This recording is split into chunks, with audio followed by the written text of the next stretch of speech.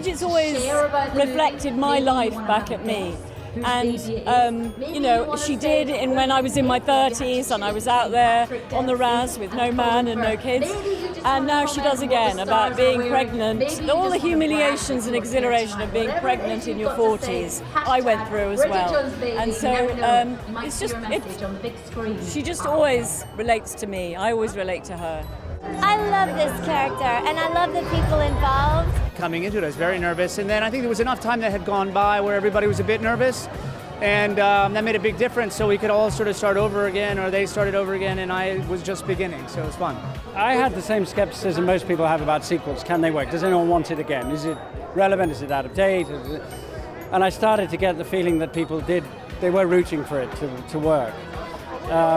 When I saw Renee, that's when everything was sort of set back into place. And when I saw what good form she was in, I thought I was optimistic. And then Patrick added that fresh element, and he became a great mate immediately. So, that was the greatest pleasure of all, really. Working with Colin and Renee was a lot of fun. Really, we laughed a lot.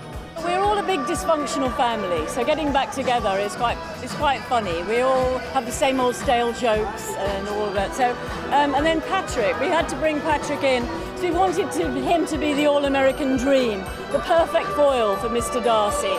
Mr. Darcy is, very repressed, old world, and Patrick is all-American dream, new world.